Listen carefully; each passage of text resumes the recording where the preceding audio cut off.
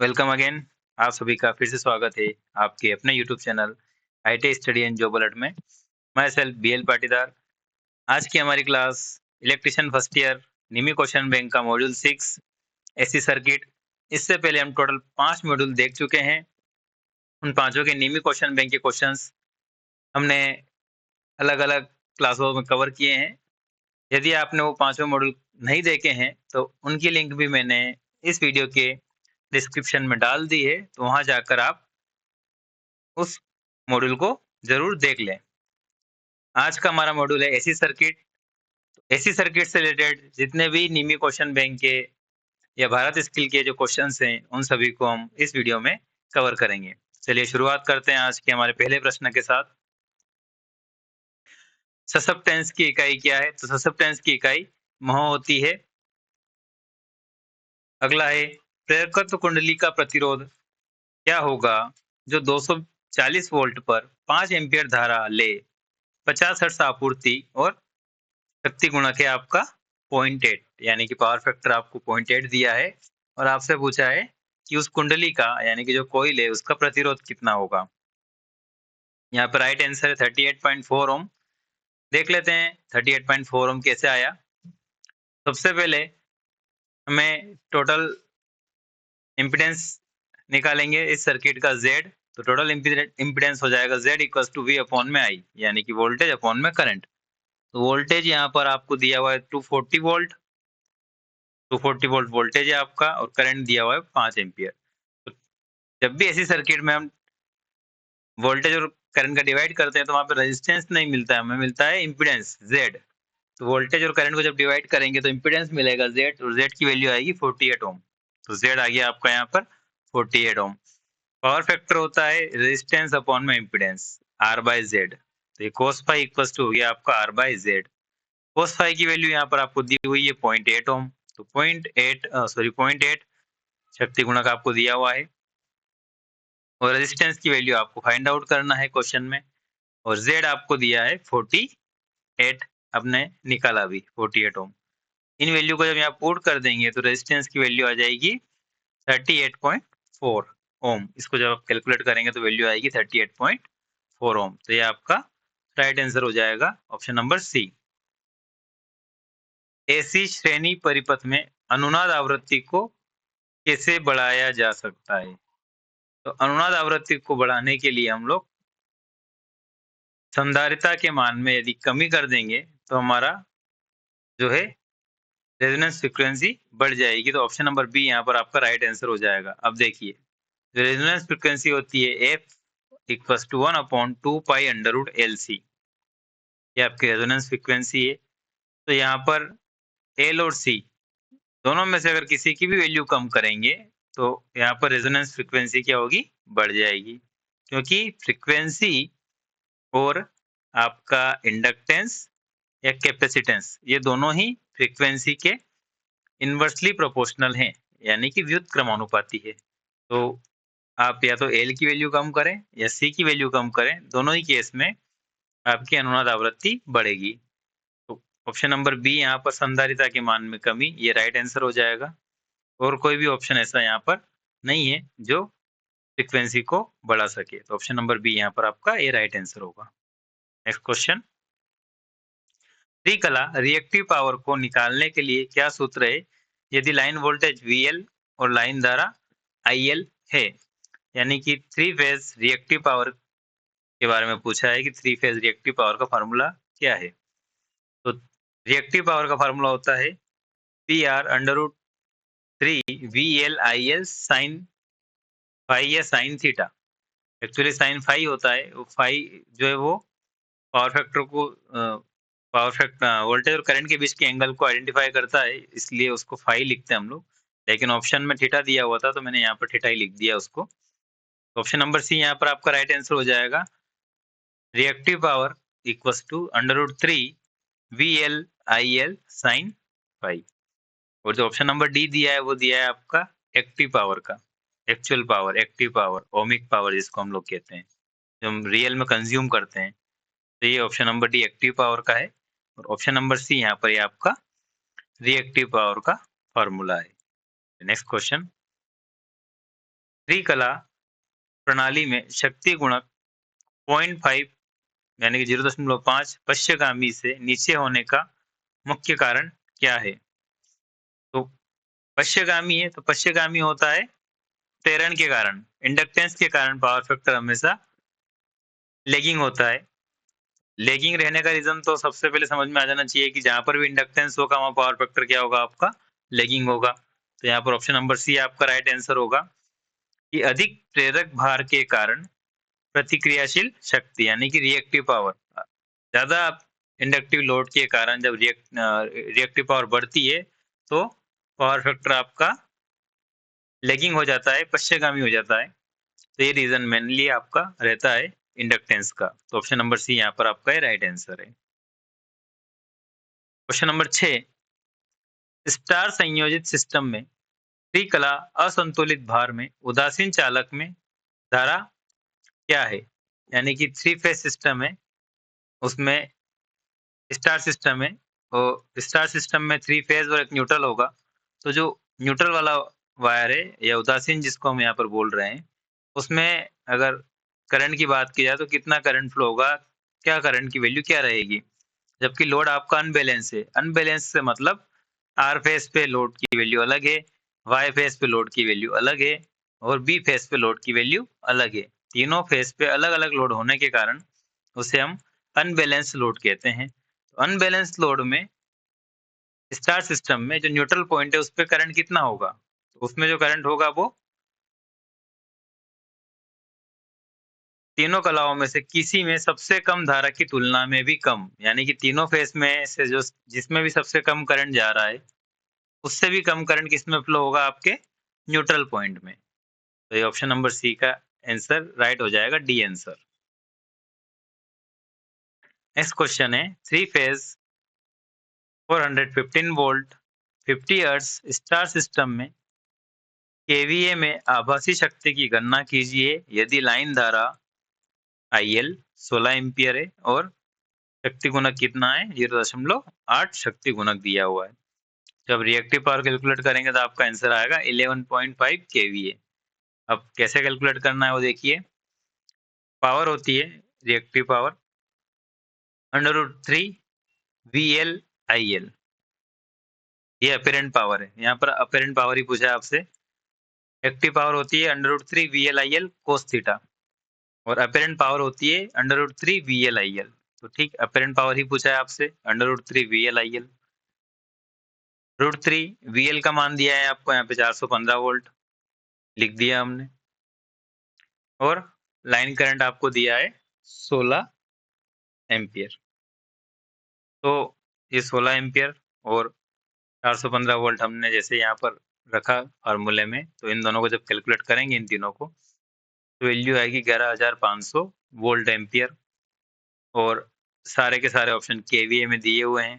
तो इस volt ampere को हम किलो वोल्ट एम्पियर में कन्वर्ट कर लेंगे केवीए में, तो आएगा 11.5 केवीए। तो ऑप्शन नंबर बी आपका यहाँ पर राइट आंसर हो जाएगा।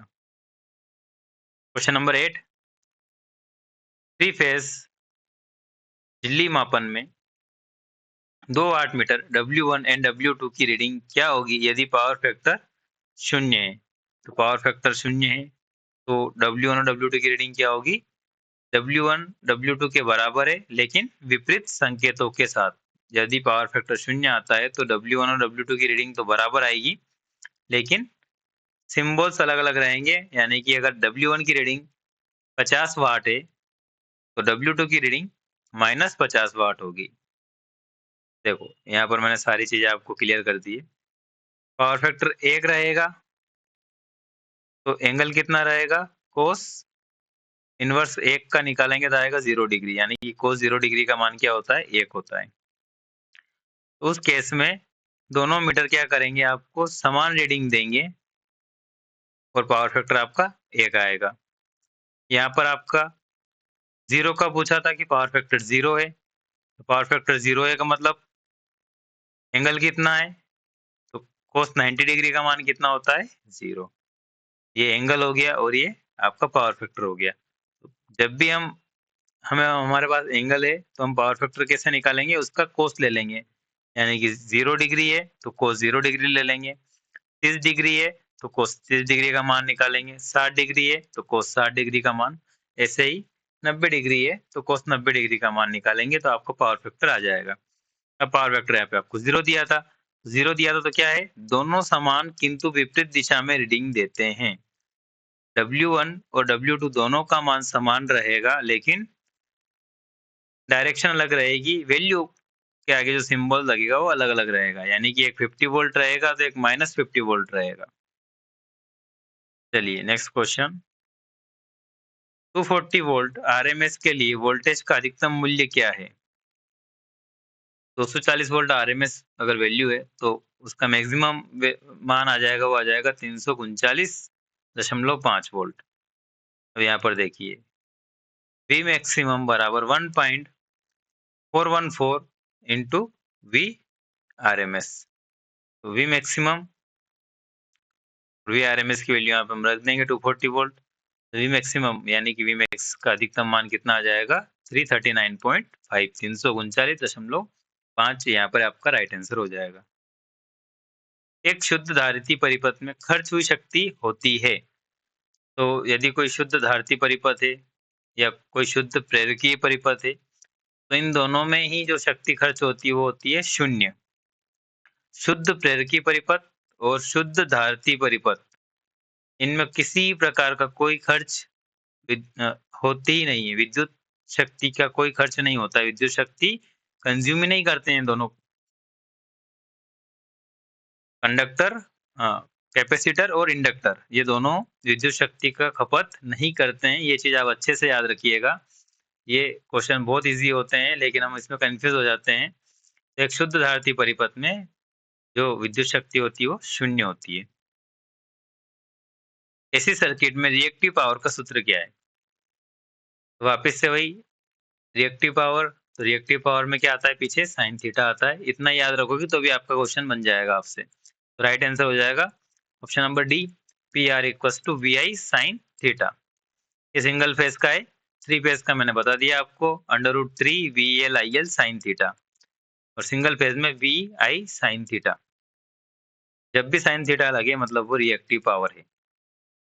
चलिए नेक्स्ट क्वेश्चन, रेजिस्टेंस की वैल्यू 5 ओम दी हुई है क्वेश्चन में, एक्सएल बोला 36 ओम और एक्सी है 24 ओम है। तो परिपथ में प्रतिबाधा की गणना कीजिए। प्रतिबाधा यानी कि इम्पीडेंस, इम्पीडेंस यानी कि जेड आपसे पूछा है।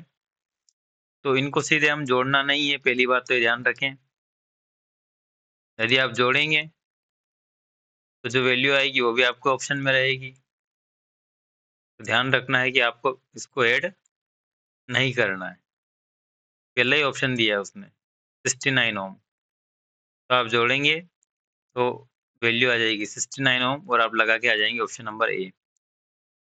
तो ये गलत हो जाएगा, क्योंकि सर्किट में रेजिस्टेंस भी है, इंडक्टेंस भी है और कैपेसिटर भी है। जब भी ऐसी सर्किट में टोटल इम्पीडेंस निकालना हो तो इसका राइट आंसर तो 13 ओम है। निकालते कैसे हो देखिए, Z equals to √R square plus XL minus XC का स्क्वायर।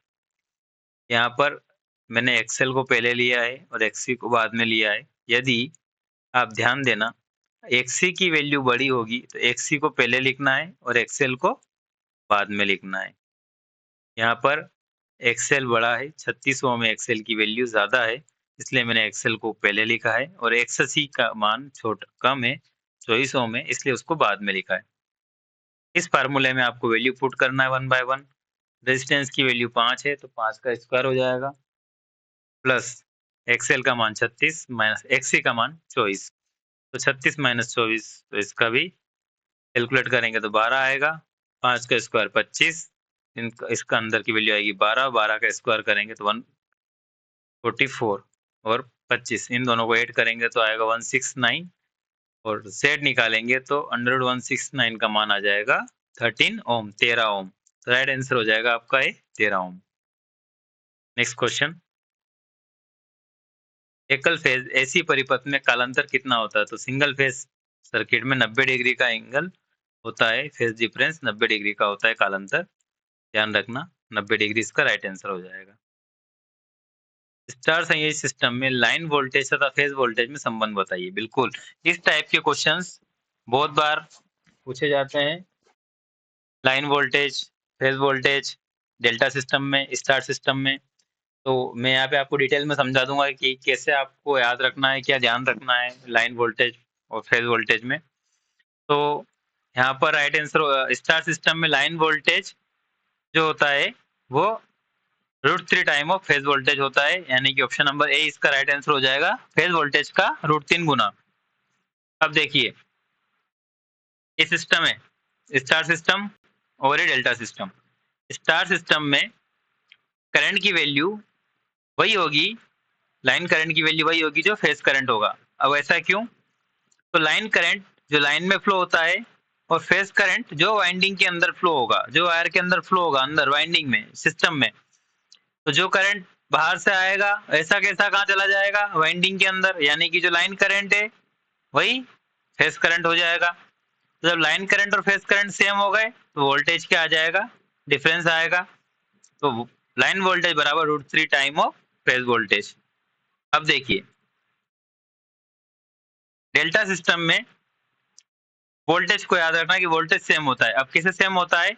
दो लाइन के बीच का वोल्टेज, दो लाइन के बीच का वोल्टेज लाइन वोल्टेज, और वाइंडिंग के बीच का वोल्टेज भी लाइन वोल्टेज कहलाएगा। तो इन दो फेज वोल्टेज कहलाएगा। तो इन दोनों लाइन के बीच का वोल्टेज लाइन वोल्टेज वही आएगा जो एक वाइंडिंग के बीच का वोल्टेज आएगा, क्योंकि पूरी की पूरी वाइंडिंग दो फेज के बीच में कनेक्टेड है। लेकिन स्टार सिस्टम में ऐसा नहीं है। स्टार सिस्टम में अगर आप देखेंगे तो आर फेज और बी फेज के बीच में दो अलग अलग वाइंडिंग कनेक्टेड है ये, जबकि डेल्टा सिस्टम में आर और वाई के बीच में एक ही वाइंडिंग कनेक्टेड है, रेड कलर की।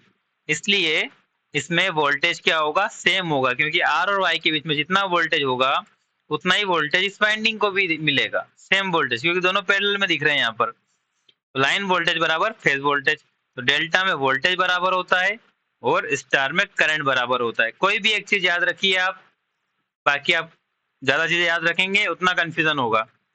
मैं हमेशा डेल्टा को याद रखता हूँ कि डेल्टा में वोल्टेज सेम होता है। तो डेल्टा में अगर वोल्टेज सेम होता है तो स्टार में इसका उल्टा होगा, स्टार में क्या सेम होगा? करंट सेम होगा। इतना याद रखना है। बाकी लाइन वोल्टेज ज्यादा होता है और फेज वोल्टेज कम होता है, तो लाइन वोल्टेज बराबर √3 इंटू फेज वोल्टेज, और लाइन करंट बराबर √3 इंटू फेज करंट। ये इतना याद रखना है आपको। सारे के सारे क्वेश्चन इसी से आपके कंप्लीट हो जाएंगे। ऐसे और भी क्वेश्चन अभी आगे आएंगे, फिर से हम इसको वापस उस क्वेश्चन में फिर से डिस्कस करेंगे। लेकिन ये चीज आप ध्यान रखना, डेल्टा को याद रख लेना कि इसमें वोल्टेज सेम होता है, तो स्टार में क्या होगा? करंट सेम होगा। जब स्टार का करंट सेम है तो वोल्टेज अलग होगा, और डेल्टा में वोल्टेज सेम है तो करंट अलग होगा। तो निकालना कैसे? लाइन बराबर, यानी कि लाइन वोल्टेज बराबर √3 टाइम ऑफ फेज वोल्टेज, या लाइन करंट बराबर √3 time of phase current. Next question है, 300 वाट संतुलित बार 0.8 शक्ति गुणक पर स्टार में संयोजित थ्री कला 415 वोल्ट 50 हर्ट्ज आपूर्ति है, लाइन धारा की गणना करें। लाइन करंट पूछा है, राइट आंसर इसका 5.2 एम्पियर है। अब देख लेते हैं, आपको एक्चुअल पावर दिया हुआ है 3000 वाट, सॉरी 3000 वाट दिया हुआ क्वेश्चन में। तो 3000 वाट दिया हुआ है तो एक्चुअल पावर कितनी होगी आपकी? 3000 वाट। अब इसका फार्मूला क्या है एक्चुअल पावर का? P equals to √3 VLIL cos phi। P equals to √3 VLIL cos phi।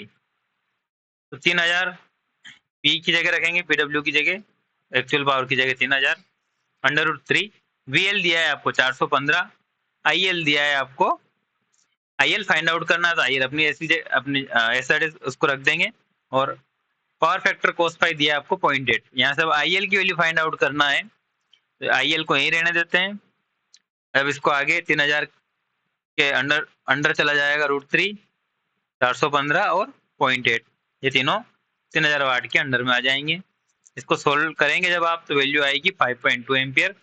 Video को रोक कर आप इसको अच्छे से सोल्व करना, कैलकुलेट करना, तो वैल्यू आ जाएगी आपकी 5.2 एम्पियर। तो राइट आंसर हो जाएगा आपका 5.2 एम्पियर, क्योंकि बहुत सारे क्वेश्चन करना है तो मैं यहाँ पे मैथमेटिकली एक एक चीज सोल्व नहीं कर रहा हूँ। ये चीज आप वीडियो को रोक कर भी आप करके देखना, आपका राइट आंसर 5.2 एम्पियर आ जाएगा। चलिए नेक्स्ट क्वेश्चन देखते हैं। त्रिकला शक्ति मापन में 2 वाट मीटरों की में समान रीडिंग दिखाने पर शक्ति गुणक क्या होगा? तो हमने देखा था कि अगर दोनों वाट मीटर समान रीडिंग दे रहे तो शक्ति गुणक क्या होगा? 1 होगा। तो राइट आंसर हो जाएगा बी। यहाँ पे फिर से देखिए, दोनों की रीडिंग सेम है तो पावर फैक्टर 1 आएगा, और दोनों की रीडिंग सेम है लेकिन अपोजिट है, दिशा अलग अलग है, एक प्लस में दे रहा है रीडिंग, एक माइनस में दे रहा है, तो पावर फैक्टर आएगा 0। ये दोनों वैल्यू आप याद रखना। सेम है, सेम सिंबल भी सेम है, यानी कि दिशा भी सेम है और वैल्यू भी सेम है, तो पावर फैक्टर 1 आएगा। और वैल्यू सेम है लेकिन डायरेक्शन अलग अलग है, तो पावर फैक्टर आएगा आपका 0। तो यहाँ पर इस वाले क्वेश्चन में आपसे समान रीडिंग का बोला गया है, तो समान रीडिंग में पावर फैक्टर क्या आएगा? 1 आएगा। इससे पहले जो हमने अभी क्वेश्चन देखा था उसमें वैल्यू तो सेम थी लेकिन दिशा अलग अलग थी, और दिशा अलग अलग होने के कारण पावर फैक्टर उसमें 0 था। राइट आंसर हो जाएगा ऑप्शन नंबर बी। चलिए नेक्स्ट क्वेश्चन। 24 ओम प्रतिरोध वाली कुंडली के शक्ति गुणक की गणना कीजिए जो 5 एम्पीयर की धारा 240 वोल्ट 50 हर्ट्ज एसी आपूर्ति पर लेती हो। 24 ओम प्रतिरोध वाली कुंडली है, उसके शक्ति गुणक की आपको गणना करना है। तो शक्ति गुणक जब आप निकालेंगे तो आएगा आपको 0.5। अब देखते हैं कैसे आता है। सबसे पहले अगर आपको वोल्टेज और करंट दिया है तो हम क्या निकाल लेंगे? उससे इम्पीडेंस यानी कि Z निकाल लेंगे, प्रतिबाधा निकालेंगे। प्रतिबाधा होती है वोल्टेज अपॉन में करंट। वोल्टेज और करंट का डिवाइड करने पर आपको प्रतिबाधा मिल जाएगी, तो इसको जब आप डिवाइड करके निकालेंगे तो कितना आएगा? 48 ओम, 48 ओम। ठीक है, 48 ओम आपका इम्पीडेंस आ गया। अब पावर फैक्टर होता है cos पाई बराबर R/Z। तो R की वैल्यू क्या हो जाएगी यहाँ पर? 24 आपको क्वेश्चन में दी हुई है। Z की वैल्यू आपने क्या निकाली? 48 ओम। तो R/Z आप रखेंगे तो पावर फैक्टर आ जाएगा आपका 0.5। चलिए, तो ऑप्शन नंबर सी यहाँ पर राइट आंसर है आपका 0.5। नेक्स्ट क्वेश्चन है, आरएलसी परिपथ के प्रतिबाधा Z की गणना करने का सूत्र क्या है यदि प्रेरकी प्रतिघात XL धारती प्रतिघात XC से कम हो? देखिए, आपको यहाँ पर Z निकालना है, तो Z बराबर होता है √R² plus XL minus XC का स्क्वायर या XC माइनस XL का स्क्वायर। क्योंकि अंदर आपको ये देखना है कि XL में से XC को घटाना है या XC में से XL को घटाना है। तो उस केस में हम ये देखते हैं कि किसकी वैल्यू ज्यादा है, यानी कि कौन बड़ा है। तो यहाँ पर साफ साफ बोल रहा है कि वो XC की वैल्यू XL से ज्यादा है, XL की वैल्यू यहाँ पर XC से कम है। क्वेश्चन में क्या कह रहा है कि प्रेरकी प्रतिघात XL धारती प्रतिघात XC से कम हो। XC से कम होने का मतलब XC का मान बड़ा है, तो राइट आंसर होगा आपका R² plus XC minus XL का स्क्वायर।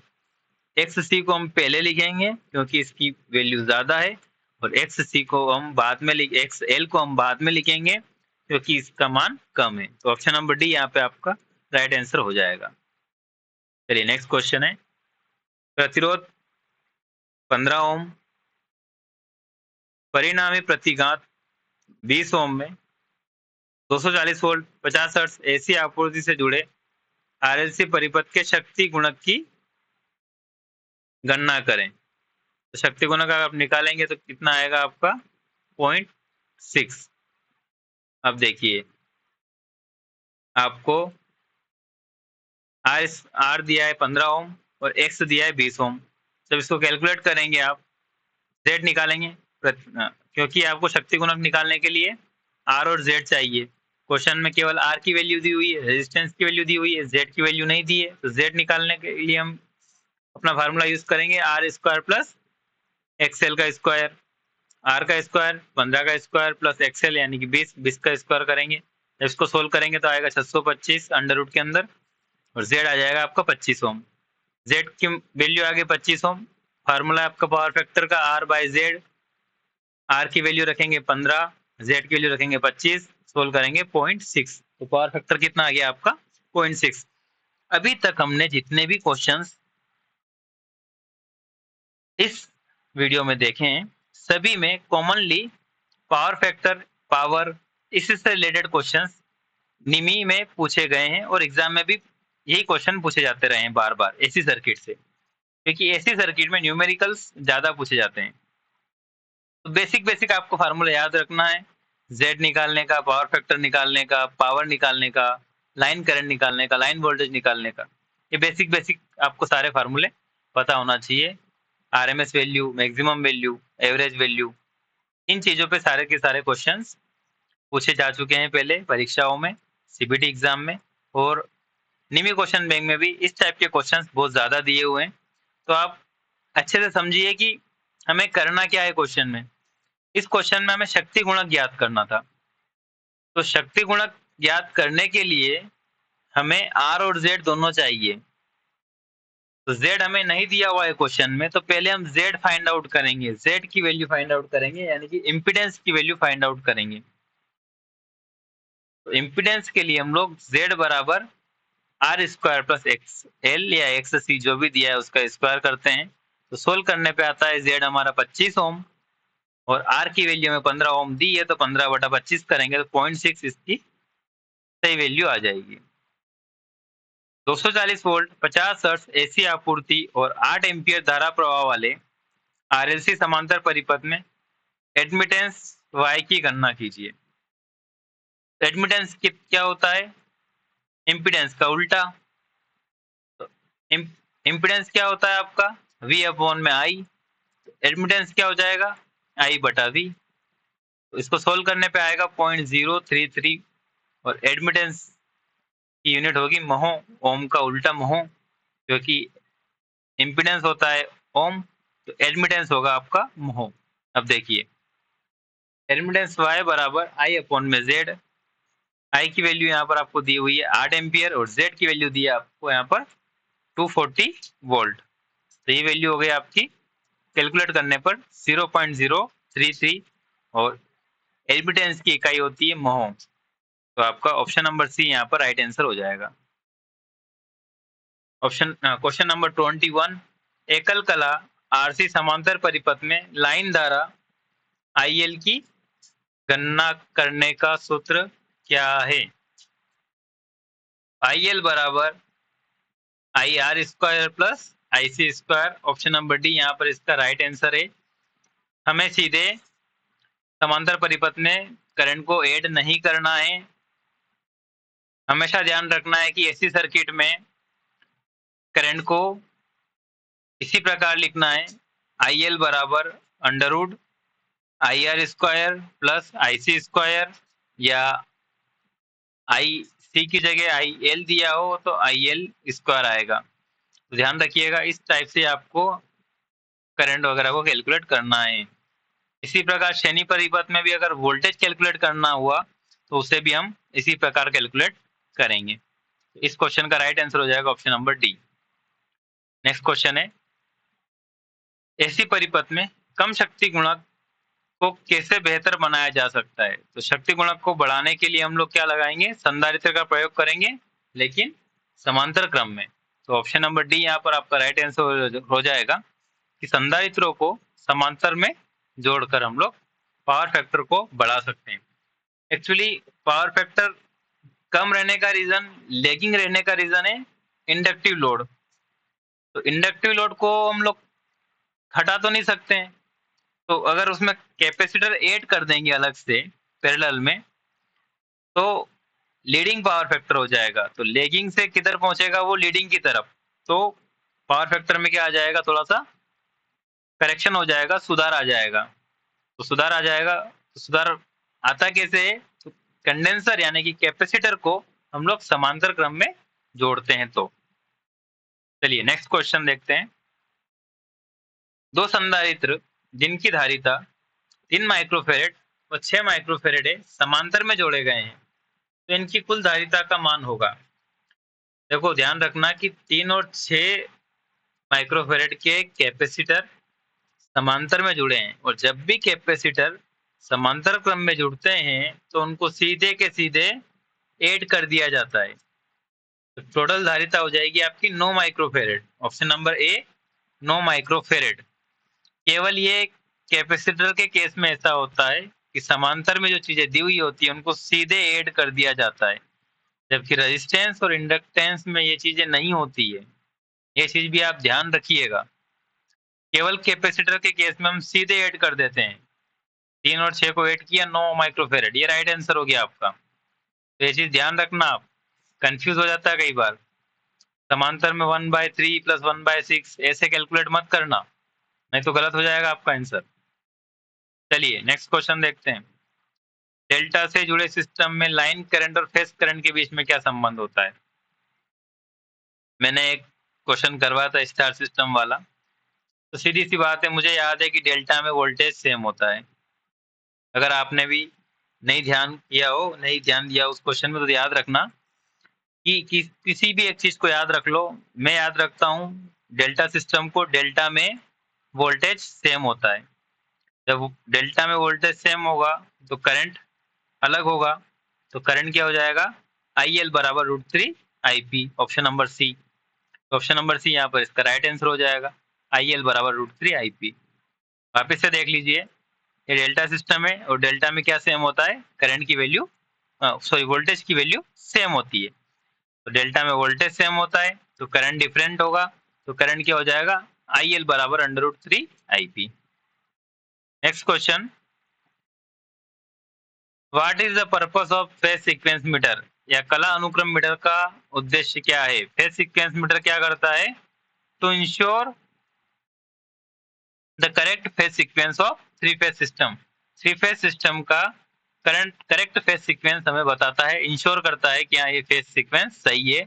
RYB जो आपने वायर लिए हैं तीनों, उसमें पहला वायर आर को इंडिकेट कर रहा है, दूसरा वाई को और तीसरा ब्लू को।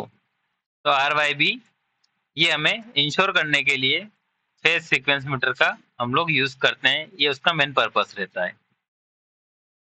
चलिए नेक्स्ट क्वेश्चन देखते हैं। एक स्टार में जुड़े थ्री फेज भार की आभासी शक्ति की गणना करें।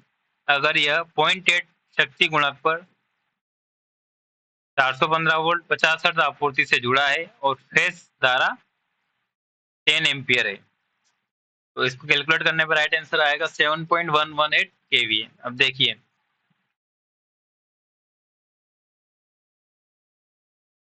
पावर होता है √3 VL/IL।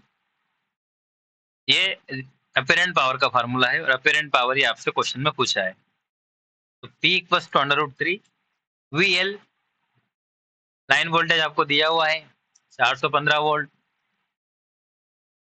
ठीक है, जब भी क्वेश्चन में इस टाइप से दिया होता है 415 वोल्ट 50 हर्ट्ज, इसका मतलब जो वोल्टेज आपको दिया है वो लाइन वोल्टेज ही दिया है। क्वेश्चन में वो लिखिएगा नहीं कि ये लाइन वोल्टेज है कि फेज वोल्टेज है, लेकिन ये अंडरस्टैंड रहता है कि आपको ध्यान रखना है कि जो वोल्टेज आपको दिया हुआ है क्वेश्चन में वो लाइन वोल्टेज ही दिया हुआ है। जब तक कि वो ना लिखे कि ये फेज वोल्टेज है, तब तक आप उसे लाइन वोल्टेज ही मान के चलेंगे। यदि कुछ नहीं कहा है क्वेश्चन में कि ये लाइन है या फेज है, तो वो लाइन वोल्टेज ही है। फिर आगे लिख रहा है कि ये फेज करंट आपको 10 एम्पियर है, फेज करंट आपको लिखा हुआ है 10 एम्पियर है, तो मैंने यहाँ लाइन वोल्टेज लाइन करंट की जगह रख दिया उसको 10।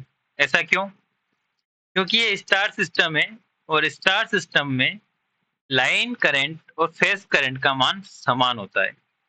तो मैंने इसीलिए लाइन करंट के स्थान पर ही ये फेज करंट को रख दिया 10 एम्पियर, क्योंकि इन दोनों की वैल्यू सेम होती है। जब आप इसको कैलकुलेट करेंगे तो आपका आंसर आएगा 7188 वोल्ट एम्पियर। जबकि ऑप्शन सारे के सारे केवीए में दिए हुए हैं, तो इसको किलो में कन्वर्ट कर लेंगे तो आ जाएगा 7.188 किलो वोल्ट एम्पियर। आप भी इसको कैलकुलेट एक बार कर लेना। इसका राइट आंसर हो जाएगा ऑप्शन नंबर डी 7.188 केवीए। चलिए नेक्स्ट क्वेश्चन है, त्रिकला शक्ति माप में 2 वाट मीटर विधि में से यदि एक शून्य पाठ्यांक हो और दूसरा कुल खपत पाठ्यांक है, तो शक्ति गुणक क्या है? तो उस केस में शक्ति गुणक आएगा आपका 0.5। इसको मैं बता देता हूँ। ये देखिए, पहले इसको डिस्कस किया था हमने कि दोनों की रीडिंग सेम है और सेम सिंबल है तो पावर फैक्टर 1 आएगा। दोनों की रीडिंग सेम है लेकिन सिंबल अलग-अलग है, दिशा अलग-अलग है तो पावर फैक्टर आएगा 0। अब ये केस है कि 1 मीटर शून्य रीडिंग देता है। जब 1 मीटर आपको रीडिंग शून्य दे रहा है तो पावर फैक्टर आएगा आपका 0.5। तो राइट आंसर हो जाएगा यहाँ पर आपका 0.5। नेक्स्ट क्वेश्चन देखते हैं। फॉर्म फैक्टर का सूत्र क्या है? तो फॉर्म फैक्टर का सूत्र का मान होता है आरएमएस मान बटा औसत मान। ऑप्शन नंबर बी यहाँ पर आपका ये राइट आंसर हो जाएगा, आरएमएस मान बटा औसत मान। कई कई जगह आरएमएस मान को प्रभावी मान भी लिखा जाता है, तो अगर ऑप्शन में ऐसा दिया है प्रभावी मान तो वो भी आपका राइट आंसर होगा। आरएमएस मान को ही हम प्रभावी मान कहते हैं। नेक्स्ट क्वेश्चन है, एसी समांतर परिपथ में धारा के कुल विरोध के रूप में किस विद्युत शब्द को परिभाषित किया जाता है? तो प्रतिबाधा, इम्पीडेंस को ही हम लोग धारा के कुल विरोध के रूप में परिभाषित करते हैं। राइट आंसर हो जाएगा ऑप्शन नंबर बी, प्रतिबाधा। एसी सर्किट में हमेशा ध्यान रखना कि रेजिस्टेंस, इंडक्टेंस, कैपेसिटेंस यानी कि इंडक्टिव रिएक्टेंस या कैपेसिटिव रिएक्टेंस भी जुड़ा हुआ है, तो केवल इनको आपस में जोड़ना नहीं है। इम्पीडेंस निकलेगा Z, तो इम्पीडेंस ही करंट का अपोज करेगा, क्योंकि कुछ कंट्रीब्यूशन रेजिस्टेंस का रहेगा, कुछ इंडक्टेंस का रहेगा और कुछ कैपेसिटिव रिएक्टेंस का रहेगा। तो राइट आंसर हो जाएगा यहाँ पर आपका प्रतिबाधा। किस ऐसी परिपथ में वोल्टेज V और करंट I के बीच क्षेत्र में दिया गया कला संबंध होता है? तो यहाँ पर देखिए आप, वोल्टेज अपने अधिकतम मान पे पहले पहुंचा, फिर करंट अपने अधिकतम मान पे पहुंचा, मतलब 0 से चालू हुआ जब ये, तो वोल्टेज ने अपना अधिकतम मान पहले अचीव कर लिया 90 डिग्री पर, और फिर करंट ने अपना अधिकतम मान अचीव किया बाद में। मतलब कौन आगे चल रहा है? वोल्टेज आगे चल रहा है और करंट पीछे चल रहा है। जब करंट पीछे चल रहा है तो आपका पावर फैक्टर क्या होगा? लैगिंग होगा। और लैगिंग पावर फैक्टर किस कारण होता है? सर्किट में प्रेरक और प्रतिरोध के कारण। तो ये कौन सा परिपथ हो गया आपका? प्रतिरोधी एवं प्रेरकत्व परिपथ। ऑप्शन नंबर बी यहाँ पर आपका राइट आंसर हो जाएगा, प्रतिरोधी एवं प्रेरकत्व परिपथ। क्योंकि जहां भी इंडक्टिव होता है वहां पर करंट हमेशा पीछे चलता है। तो यहाँ पर आपको डायग्राम से पता करना पड़ेगा कि ये क्या चीज दी हुई है। तो यहाँ पर देखेंगे आप, तो वोल्टेज आगे चल रहा है और करंट पीछे चल रहा है। तो करंट के पीछे रहने का कारण इंडक्टेंस है। इंडक्टेंस अब प्योर 90 डिग्री पीछे नहीं चल रहा है, तो इंडक्टेंस के साथ कुछ रेजिस्टेंस भी होगा। तो ऑप्शन नंबर बी यहाँ पर आपका राइट आंसर होगा, प्रतिरोधी एवं प्रेरकत्व परिपथ। नेक्स्ट क्वेश्चन है, थ्री फेज प्रणाली में यदि सक्रिय शक्ति 4 किलोवाट है और आभासी शक्ति 5 केवीए है तो रिएक्टिव शक्ति की गणना करो। रिएक्टिव पावर आपको निकालना है। तो अपेरेंट पावर बराबर होता है, देखिए राइट आंसर होगा 3 kVAR। अभी देख लेते हैं। आभासी शक्ति का स्क्वायर बराबर सक्रिय शक्ति का स्क्वायर प्लस रिएक्टिव शक्ति का स्क्वायर। अपेरेंट पावर का स्क्वायर बराबर एक्टिव पावर का स्क्वायर प्लस रिएक्टिव पावर का स्क्वायर। ये फार्मूला होता है पावर का। जो पावर हमें डायरेक्ट जनरेटर से मिलती है, ट्रांसफार्मर से मिलती है, वो सभी अपेरेंट पावर रहती है।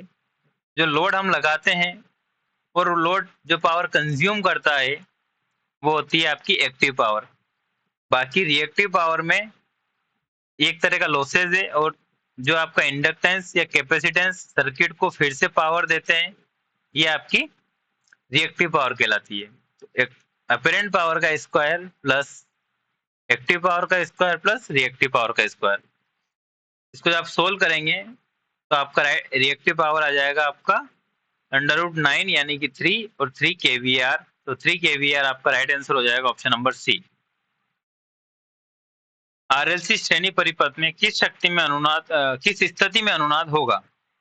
तो जब एक्सएल और एक्सी का मान बराबर हो जाता है तो उस स्थिति को हम लोग क्या कहते हैं?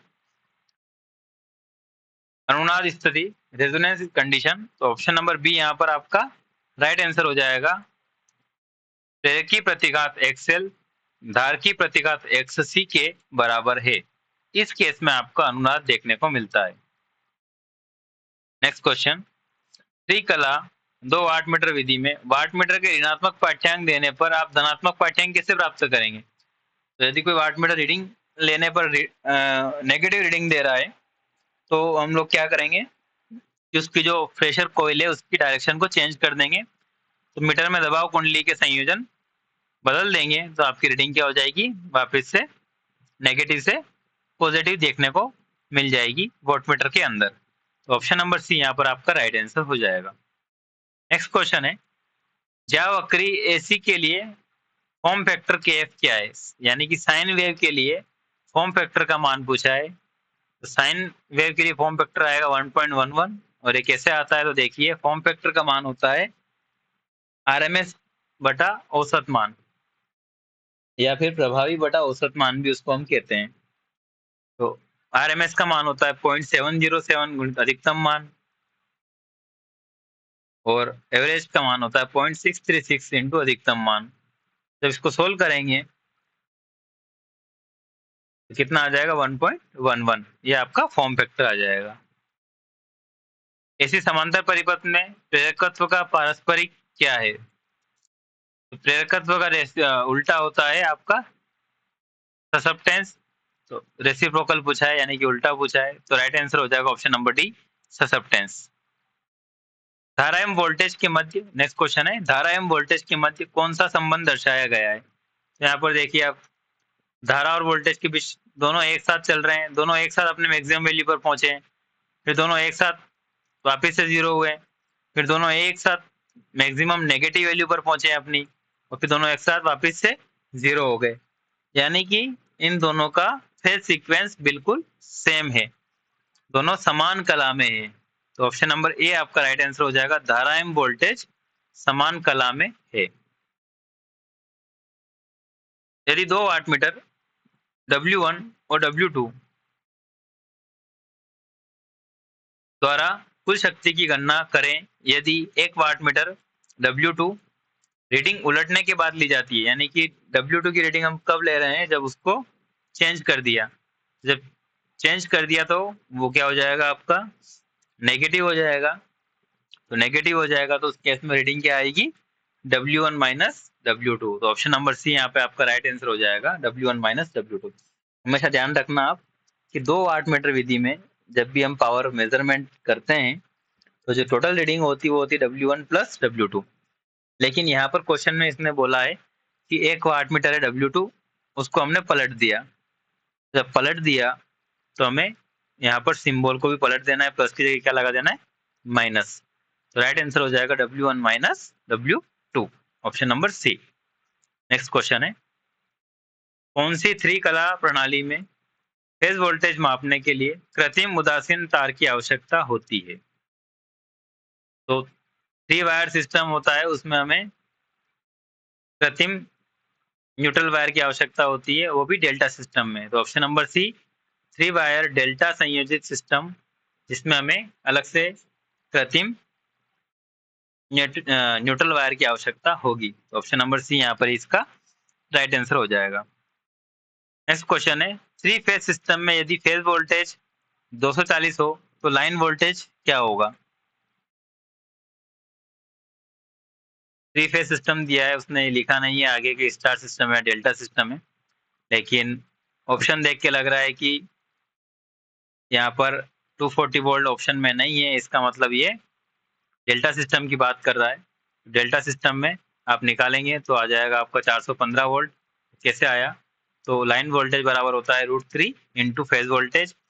√3 इंटू फेज वोल्टेज का मान दिया है 240 वोल्ट, तो इसको कैलकुलेट करने पे कितना आएगा, 415 वोल्ट। तो ऑप्शन नंबर सी यहाँ पर इसका राइट आंसर हो जाएगा। फॉर्म फैक्टर का सूत्र, ये क्वेश्चन वापस रिपीट हो गया है। फॉर्म फैक्टर का मान होता है आरएमएस बटा एवरेज, यानी कि आरएमएस नहीं दिया है तो प्रभावी मान को आरएमएस मान कहते हैं, तो प्रभावी मान बटा औसत मान। ऑप्शन नंबर ए यहाँ पर इसका राइट आंसर हो जाएगा। फॉर्म फैक्टर की वैल्यू होती है प्रभावी मान बटा औसत मान, ये इसका फार्मूला है। नेक्स्ट क्वेश्चन है, आरएलसी श्रृंखला परिपथ में प्रतिबाधा Z की गणना करने का सूत्र क्या है? यदि प्रेरक की प्रतिघात, वापस से क्वेश्चन रिपीट हो चुका है, पहले भी हम देख चुके हैं इसको जब सोल्व करेंगे तो राइट आंसर आ जाएगा Z equal to R square plus XL minus X C minus XL का होल स्क्वायर। ये इसका राइट आंसर हो जाएगा। धारती प्रतिघात एक्सी का मान ज्यादा है, इसलिए एक्सी को हम क्या रखेंगे, यहाँ पर पहले रखेंगे, तो ये आपका ऑप्शन नंबर डी यहाँ पर राइट आंसर हो जाएगा। नेक्स्ट क्वेश्चन है, ये भी रिपीटेड क्वेश्चन है। थ्री फेज शक्ति माप की 2 वाटमीटर विधि में यदि 1 वाटमीटर ऋणात्मक पाठ्यांक देता है तो पावर फैक्टर क्या होगा? तो अगर दोनों की वैल्यू सेम नहीं दी हुई है यहाँ पर, लेकिन एक पॉजिटिव दे रहा है और एक नेगेटिव दे रहा है, तो पावर फैक्टर आएगा आपका 0.5 से कम। तो ऑप्शन नंबर डी यहाँ पर इसका राइट आंसर हो जाएगा। देखो इसको ऐसे समझिए, जब दोनों पॉजिटिव है तो पावर फैक्टर आया आपका 1। जब दोनों की रीडिंग समान है और पॉजिटिव भी है, एक पावर फैक्टर आया। फिर एक W1 रीडिंग दे रहा है पॉजिटिव और W2 0 हो गया। जब W2 0 हो गया, पावर फैक्टर कितना आया आपका 0.5। अब W2 0 से भी उल्टा चला गया, माइनस में चला गया, तो दूसरा मीटर अगर माइनस में चला गया तो पावर फैक्टर आपका क्या हो जाएगा, 0.5 से भी कम आ जाएगा। तो ऑप्शन नंबर डी यहाँ पे आपका राइट आंसर हो जाएगा। फिर धीरे धीरे धीरे W1 और W2 की दोनों की वैल्यू बराबर हो गई और W2 कैसा है, नेगेटिव है, तो उस केस में पावर फैक्टर आएगा आपका 0। ये चारों के चारों केस आपको याद रखना है, केवल एनसीबीटी सीबीटी परीक्षा में नहीं, कई सारी कंपटीशन एग्जाम में इलेक्ट्रिशियन से रिलेटेड जितनी भी कंपटीशन एग्जाम हुई है अभी तक, इस प्रकार का प्रश्न देखने को मिला ही मिला है कि दोनों की रीडिंग समान है तो पावर फैक्टर कितना होगा, एक की रीडिंग 0 है तो पावर फैक्टर कितना होगा, एक दूसरे का 2 गुना है तो पावर फैक्टर कितना होगा, दोनों की रीडिंग समान है लेकिन दिशा अलग अलग है तो पावर फैक्टर कितना होगा। तो चारों के चारों केस आपको याद रखना है। वीडियो को रोक कर आप अच्छे से पढ़िए इसको और हर एक केस को आप याद रखिए। तो यहाँ पर एक की रीडिंग नेगेटिव है और एक की पॉजिटिव है, तो पावर फैक्टर कितना आएगा, 0.5 से कम। नेक्स्ट क्वेश्चन है, थ्री कला एसी परिपथ में कालांतर कितना होता है? तो थ्री फेज एसी सर्किट में जो फेज डिफरेंस होता है वो 120 डिग्री का होता है, क्योंकि टोटल एंगल कितना होता है 360 डिग्री। तो 360 को अगर 3 से डिवाइड करेंगे तो कितना आएगा, 120 डिग्री। तो राइट आंसर हो जाएगा आपका 120 डिग्री। ये आप ध्यान रखिएगा। किस स्थिति को अनुनाद आरएलसी सर्किट कहा जाता है? तो एक्सएल और जब एक्सी का मान बराबर हो जाता है तो उसी को हम क्या कहते हैं, अनुनाद आरएलसी सर्किट। तो ऑप्शन नंबर सी यहाँ पर इसका राइट आंसर हो जाएगा, एक्सएल बराबर एक्ससी। ये चीज आपको ध्यान रखना है। एक्सएल और एक्ससी का मान बराबर होने पर आपका अनुनाद सर्किट बन जाता है, अनुनाद की स्थिति कहलाती है। और अनुनाद की जो आवृत्ति होती है वो होती है 1/2 पाई अंडर रूट LC। ये चीज भी हम लोग पिछले क्वेश्चनों में डिस्कस कर चुके हैं। स्थिर एंगुलर वेलोसिटी में कौन से परिमाण का गुण होता है? तो स्थिर एंगुलर वेलोसिटी में हम उसको फेजर परिमाण ध्यान रखते हैं। फेजर परिमाण का गुण होता है, यानी कि दो चीजें अगर समान घूम रही है, एक साथ अपना चक्कर लगा रही है, तो इन दोनों के बीच में अगर डिफरेंस देखना है तो हम फेजर डिफरेंस देखेंगे कि उनके बीच में फेजर डिफरेंस कितना है। तो ऑप्शन नंबर सी यहाँ पर आपका राइट आंसर होगा, फेजर परिमाण। तो स्थिर एंगुलर वेलोसिटी में परिमाण का गुण कौन सा होता है, तो फेजर परिमाण होता है। ध्यान रखिएगा, ऑप्शन नंबर सी यहाँ इसका राइट आंसर होगा। थैंक यू वीडियो के लास्ट तक बने रहने के लिए। अगर वीडियो आपको अच्छा लगा है तो आप इसे लाइक करिए। लाइक करने से एक्चुअली हमें और भी वीडियो बनाने के लिए मोटिवेशन मिलता है, हम और भी अच्छा कंटेंट आपके लिए लेकर आएंगे। इस वीडियो में अगर किसी भी क्वेश्चन में किसी प्रकार कोई डाउट है, आपको कुछ लगता है कि कोई करेक्शन है, किसी का आंसर कुछ बाय मिस्टेक कुछ गलत हो गया है, तो आप हमें कमेंट करके ज़रूर बताएं। वीडियो को ज़्यादा से ज़्यादा आप अपने दोस्तों के साथ शेयर कीजिए। और यदि आप पहली बार चैनल पे जुड़े हैं, तो इस चैनल को सब्सक्राइब कर लीजिए और बेल आइकन को प्रेस कर लीजिए, ताकि जब भी हमारा कोई नया वीडियो आए, तो उसका नोटिफ़िकेशन आप तक ज़रूर पहुँच जाए। तो हमारे साथ बने रहने के लिए थैंक यू वेरी मच।